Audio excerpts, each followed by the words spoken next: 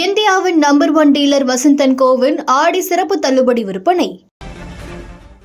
GST விகிதங்கள் குறைக்கப்பட்டால் 175 முதல் 200 பொருட்களின் விலை குறைய வாய்ப்புள்ளதாக பொருளாதார நிபுணர் சண்முகம் தெரிவித்துள்ளார். இதுகுறித்து அவருடன் நமது செய்தியாளர் ரமேஷ் நடத்திய நேர்காணலை பார்க்கலாம். இந்த ஜிஎஸ்டி கவுன்சில்ல எந்தெந்த வரிகள் எல்லாம் குறைக்க திட்டமிட்டிருக்காங்க சார்? உங்களுக்கு தெரியும், அந்த TV, washing machine, refrigerator, 2 wheeler அது மாதிரி பொருட்களுக்கெல்லாம் 28% வச்சிருக்கிறாங்க. அது மட்டும் இல்ல, சில எசென்சியல் ஆனால் சில product, toothpaste, powder, soap அதுக்கெல்லாமே 28% இருக்கு. ஸோ இப்போ இந்த ரீஃபார்ம்ல என்ன பண்ண போறாங்கன்னா 2 ரேட்டா கட் பண்ண போறாங்க. 5%, 18%. அந்த 18, 28 எடுத்துருவாங்க. அதனால அந்த 18% இருக்கக்கூடிய பொருள்கள் எல்லாம் இந்த கம்மியான ரேட் ஸ்லாபுக்கு மூவ் ஆகும்.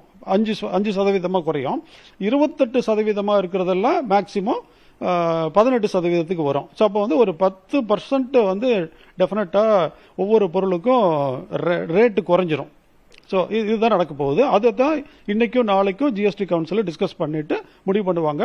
சுமார் ஒரு 175 ஒரு 200 பொருள்களுடைய டாக்ஸ் ரேட் குறையும்.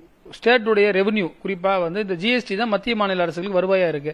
இப்படி இருக்கும் பட்சத்தில் இவ்வளவு ஒரு சடனா 2 ஸ்லாப் குறையும் பொழுது இதனால மாநில அரசுக்கான நிதி இழப்பு எவ்வளவு ஏற்படும், அதை சரி கட்டுறதுக்கு என்ன ஐடியா வச்சிருக்காங்க?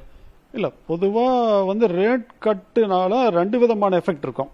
நான் சொன்ன மாதிரி விலை குறையறதுனால நிறைய பொருட்கள் விற்பனை ஆகும். ஸோ அதன் மூலியமா வரி அதிக வருவாய் வரும்.